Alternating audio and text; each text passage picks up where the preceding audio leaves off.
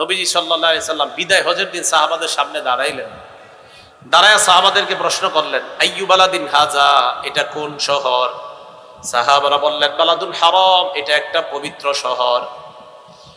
এরপর নবী বললেন আইয়ু শাহরিন হাদা, এটা কোন মাস? সাহাবারা বললেন শাহরুল হারাম, এটা একটা সম্মানিত মাস। এরপর নবী প্রশ্ন করলেন আইয়ু ইয়াউমিন হাদা, এটা কোন দিন? সাহাবারা বললেন ইয়াউমুন হারাম, এটা একটা সম্মানিত দিন। নবীজি বললেন ফাইন্নাল্লাহা হাররামা আলাইকুম দিমাআকুম ওয়া আমওয়ালাকুম ওয়া আরাদাকুম কাহুরমাতি ইয়াউমিকুম হাদা ওয়া বালাদিকুম হাদা ওয়া শাহরিকুম হাদা। এই শহর যেমন তোমাদের জন্য সম্মানিত, এই মাস যেমন সম্মানিত, এই দিন যেমন সম্মানিত, কোন মুসলমান ভাইয়ের ইজ্জত তেমন সম্মানিত। তাহলে আজকের দিনটা যেমন সম্মানিত, এই মাস যেমন সম্মানিত, এই শহর যেন সম্মানিত, একজন মুসলমান ভাইয়ের সম্পদ তোমার কাছে সম্মানিত, তার সম্পদ লুণ্ঠন করা যাবে না। একটা মুসলমান ভাইয়ের ইজ্জত তোমার কাছে সম্মানিত, তার ইজ্জতের উপর আঘাত করা যাবে না। তুমি মুখের মাধ্যমে কোনো মুসলমানকে অপমান করতে পারবা না, এটা আল্লাহ তোমাদের উপর হারাম করেছেন। ফাইন্নাল্লাহা হাররামা আলাইকুম দিমাআকুম ওয়া আমওয়ালাকুম ওয়া আরাদাকুম কাহুরমাতি ইয়াউমিকুম হাদা ওয়া বালাদিকুম হাদা ওয়া শাহরিকুম হাযা। এই মাস যেমন হারাম, এই দিন যেমন হারাম, এই শহর যেমন হারাম, মানে এই মাস যেমন সম্মানিত, এই দিন যেমন সম্মানিত, এই শহরটা যেমন সম্মানিত, একটা মুসলমানের রক্ত সম্মানিত, একটা মুসলমানের সম্মান সম্মানিত, ইজ্জত সম্মানিত, একটা মুসলমানের রক্ত সম্মানিত। এই মুসলমানের ইজ্জত তোমার জবানের মাধ্যমে হরণ করবা, এটা তুমি করতে পারবা না। এটা রাসূল আকরাম সাল্লাল্লাহু আলাইহি সাল্লাম নিষেধ করছেন। নবীজির বিবি আম্মাজান আয়েশা সিদ্দিকা রাদিয়াল্লাহু তাআলা আনহার এক ঘটনা দেখেন, কি আজীব ঘটনা। আবু দাউদ শরীফের 4875 নম্বর হাদিসের বর্ণনা। এই হাদিসে আসছে আম্মাজান আয়েশা সিদ্দিকা রাদিয়াল্লাহু তাআলা আনহা বলেন, কুলতু লিন-নবী সাল্লাল্লাহু আলাইহি ওয়াসাল্লাম হাসবুকা মিন সফিয়াতা কাযা ওয়া কাযা। আমি আল্লাহ নবীকে বললাম, ইয়া রাসূলুল্লাহ, আপনার জন্য এতটুকুই যথেষ্ট। সফিয়া এই কথাটা বুঝলেন, নবীজির আরেক বিবি সফিয়া, বললেন সফিয়া এই এটাই যথেষ্ট। পেন্ডয় দিছে আমার এই কথা বলার পর তো রাসূল আকরাম সাল্লাল্লাহু আলাইহি সাল্লাম আম্মাজান আয়েশা যখন বলছে আপনার বিবি সফিয়া এই তানি কাসীরা, উদ্দেশ্য হলো সফিয়া একটু খাটো। আম্মাজান আয়েশা সিদ্দিকা নবীর আরেক বিবিকে বললেন খাটো। কথা কি বুঝে আসছে? আপনারা কাউরে খাটো বলেন না? বলেন না? আসলে তো বলেন খাটো, বাইটা, আরো কত কত কথা বলেন। তো নবীজি আম্মাজান সফিয়া কিন্তু মানে আমাদের সমাজে যেমন খাটো অত খাটো না, মানে আম্মাজান আয়েশা সিদ্দিকার চেয়ে তুলনামূলক একটু খাটো ছিলেন। তো আম্মাজান আয়েশা বললেন হাসবুকা মিন সফিয়া কাযা ওয়া কাযা, সফিয়া এই আপনার বিবি, উদ্দেশ্য তানি কাসীরা, একটু খাটো। আম্মাজান আয়েশা সিদ্দিকা এই কথা বলার পর আল্লাহ নবী বললেন, আয়েশা লাকাদ কুলতি কালিমাতান লাউ মুসিজাত বিমাইল বাহরি লা মাজাজাত, এমন একটা কথা তুমি বললা, তোমার কথাটা যদি সমুদ্রের পানির সাথে মিশিয়ে দেওয়া হয়, সমুদ্রের পানিকে নষ্ট করে দিবে। সমুদ্রের পানির সাথে যদি তোমার এই কথাটা মিশিয়ে দেওয়া হয়, তাহলে সমুদ্রের পানিকে দূষিত করে দিবে তোমার এই কথা। কি এই যে বলছো খাটো, আমাদের সমাজে অহরহর আমরা মানুষকে এইভাবে অপমান করি।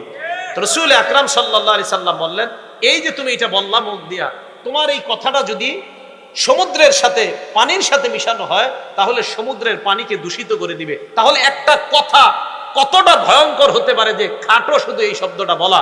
তাও আম্মাজান আয়েশা সিদ্দিকা কত ভালো একজন রমণী, ওনার মুখের এই কথাকে নবীটা বললেন। তো আমি আপনি যখন অন্য মানুষকে অপমান করি, তাহলে আমাদের কথার কি অবস্থা হবে?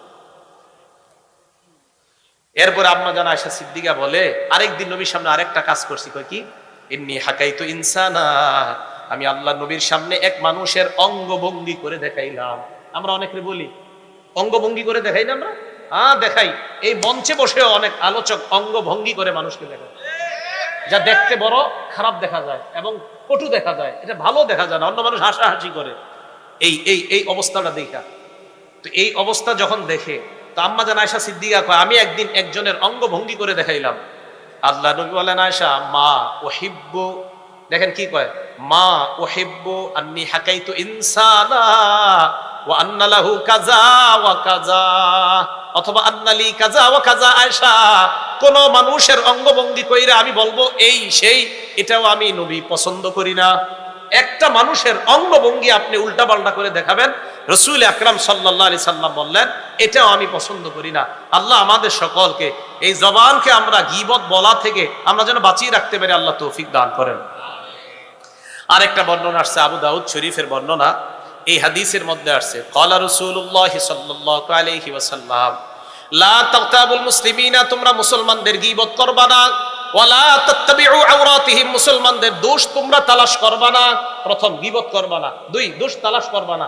এবার একটু দেখেন, আমি আপনাদের হাত জোর করে বলি, দেখেন আমিও যেন না করি গীবত, আপনারাও করবেন না। এরপরে কি কত ভয়ঙ্কর কথা দেখেন, নবীজি বলেন ফাইন্নাহু মাইয়াত্তাবি আওরাতিহিম, কোন মুসলমান অপর মুসলমানের যদি দোষ তালাশ করে, এই আমি ওনার দোষ তালাশ করলাম, নবীজি বলেন ইয়াত্তাবিউল্লাহ ইয়াত্তাবিউল্লাহু আওরাতা, আল্লাহ আমার দোষ তালাশ করবে। আমি ওনার দোষ তালাশ করছি, আল্লাহ আমারটা তালাশ করবে। এবার নবীজি বলেন ওয়া মাইয়াত্তাবিউল্লাহ আওরাতা, আল্লাহ যদি কারো দোষ তালাশ করে ইয়াফজাহু ফি বাইতিহি, আল্লাহ তাকে ঘরে রাইখাও লাঞ্ছিত করবে। আমি কোন মুসলমানের দোষ তালাশ করলাম, তারে এইভাবে সেইভাবে অপমান করলাম, নবীজি বলে এই যে তুমি এটা করলা, আল্লাহ তোমারটা তালাশ করবে। আর আল্লাহ যদি তোমারটা তালাশ করে, তোমাকে ঘরের ভিতরে রাইখাও তোমাকে অপমান করবে। মানে আপনি বলবেন না আমি অপমানিত হওয়ার ভয়ে ঘরের বাইরে যাব না, আল্লাহ রাসূল কয় ঘরের বাইরে যাওয়া লাগবে না, ওখানে বসায়া তোমাকে অপমান করবে। তাহলে আমরা কারো দোষ চর্চা, এই দোষ চর্চার মাধ্যম না বানাই, এমন কোনো কথা না বলা যেই কথায় অন্য মুসলমান কষ্ট পায়, এরকম না করা। তাহলে মুসলমানদের দোষ চর্চা এটাও যেন আমাদের না হয়। হাদিসের মধ্যে আসছে ইন্না মিন আরবার রিবা, সুদের কথা শুনছেন নি আপনারা? আরে বলেন শুনছেন নি? সবচেয়ে বড় সুদ কি দেখেন নবীজি কি বলে, ইন্না মিন আরবার রিবা আল ইস্তিতালাতু ফি আরজিল মুসলিমি, কোন মুসলমানের সম্মানহানি করা সবচেয়ে বড় সুদ। এটা আবার কেমন কথা? কোন মুসলমানের সম্মানহানি করা সবচেয়ে বড় সুদ। সুদ বড় অপরাধ না? তো রাসূল বলেন কোন মুসলমানের সম্মানহানি করা, কথার আঘাত দিয়ে অথবা কোনোভাবে তার সম্মানহানি করা, এটা সবচাইতে বড় সুদের অন্তর্ভুক্ত। বুঝাইতে চাইলাম আল্লাহ আমাদের সকলকে, অন্য কোনো মুসলমান ভাইকে আমরা কথা দিয়ে যেন কষ্ট না দেই, কথা দিয়ে যেন আঘাত না করি, আল্লাহ আমাদেরকে বুঝার তৌফিক দান করেন। সহিহ বুখারীর 6094 নাম্বার হাদিসের বর্ণনা। আচ্ছা আগের কথায় আসি, আমাদের মুখের আমানত জানি কি? সত্য কথা বলা।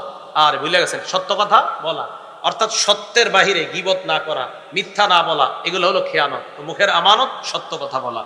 সহিহ বুখারীর 6094 নাম্বার হাদিসের বর্ণনা, এই হাদিসের মধ্যে আসছে ক্বালা রাসূলুল্লাহ সাল্লাল্লাহু আলাইহি ওয়াসাল্লাম, আল্লাহ নবী বলেন আলাইকুম বিসিদকি, তোমরা বেশি বেশি সত্যবাদিতা অবলম্বন করো। কেন? নবী বলেন ফাইন্নাস সিদকা ইয়াহদি ইলাল বীর, সত্য মানুষকে পুণ্যের রাস্তা দেখায়, ওয়া ইন্নাল বিররা ইয়াহদি ইলাল জান্নাহ, পুণ্য মানুষকে জান্নাতের রাস্তা দেখায়। এটা আমার সাথে বলবেন, বলেন সত্য কিসের রাস্তা দেখায়? পুণ্যের। বলেন সত্য কিসের রাস্তা দেখায়? পুণ্যের। আর পুণ্য জান্নাতের রাস্তা দেখায়। বলেন তো সবাই, সত্য কিসের রাস্তা দেখায়? পুণ্যের। আর পুণ্য জান্নাতের রাস্তা দেখায়। আচ্ছা সিদ্দিক হতে চাই কারা কারা? সিদ্দিক হাত নামান।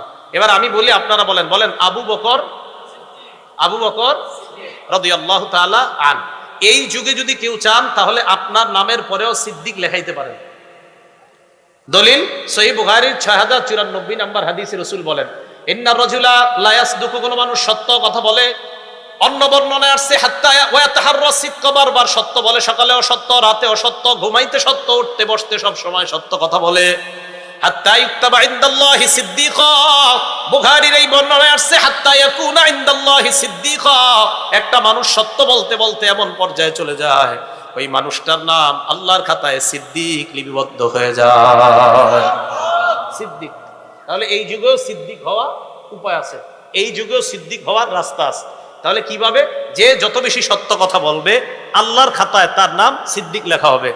নবুয়ত দাবিদার মুসাইলামাতুল কাজ্জাব, বলেন কি নাম? মুসাইলামাতুল কাজ্জাব, যে নিজের নবী দাবি করছে। তো নবী হাদিসের মধ্যে বলেন ওয়া ইন্নার রাজুলা লা ইয়াকযিবু, কোন মানুষ মিথ্যা বলে, ওয়া তাহাররাল কাযিবা, মিথ্যা বলতেই থাকে বলতেই থাকে, উঠতে মিথ্যা, শুইতে মিথ্যা, মোবাইলে মিথ্যা। মোবাইলে আমারে ফোন দিয়েছেন আরিফ বিন হাবিব সাহেব, হুজুর কোথায় আছেন? আমি আছি নরসিংদী, আমি কইলাম বিবারিয়া। এটা কি সত্য কথা? আরে আমি আমাকেই বলছি, মনে করেন আপনারা আমার ফোন দিলেন কমিটিরা, কোথায় আছেন? তা আমি আসি নরসিংদী, এখন আপনাদেরকে বললাম আমি বিবারিয়া। আচ্ছা এটা কি সত্য না মিথ্যা? তাহলে কেন এই কথা? আচ্ছা আমাকেই বলছি আমি, মনে করেন আমি যদি বলে থাকি কোনোদিন নরসিংদী থেকে বিবারিয়া, আমি মিথ্যা কথা কইছি। আর অন্য কেউ যদি বলে এটা মিথ্যা কথা।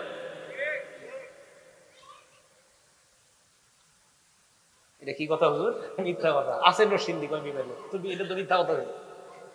রাসূল আকরাম সাল্লাল্লাহু আলাইহি সাল্লাম বলেন, আল্লাহ হেফাজত করেন, তো নবীজি বলেন মানুষ মিথ্যা বলতে বলতে এমন অবস্থায় পৌঁছে যায় হাত্তা ইউক্তাবা ইনদাল্লাহি কাযযাবা, এক পর্যায়ে তার নামটা আল্লাহর খাতায় কাযযাব, কাযযাব ওই মুসাইলামা নবুয়ত দাবিদার যেমন কাযযাব, আল্লাহর খাতায় তার নাম কাযযাব লিপিবদ্ধ হয়ে যায়। বলেন নাউজুবিল্লাহ। এজন্য আলোচক যারা আসবে আপনাদের মাহফিলে কখনো, ওনাদেরকে আপনারা ফোন করে বলবেন হুজুর একদম যেখানে আছেন ওই জায়গাটাই বলেন, সমস্যা নাই। কারণ আপনারা যদি তাড়া দেন না যে না আপনার কিন্তু 7টার মধ্যে আসতে হবে, তো উনি থাকবে টঙ্গী, আপনারা বলবে আমি নরসিংদী। এই জন্য এগুলা বললেন না, এগুলা বললেন না, এগুলা বললেন না। এগুলা যারা বলে মিথ্যা কথা, আমি বললে মিথ্যা কথা, যেই বলবে মিথ্যা কথা।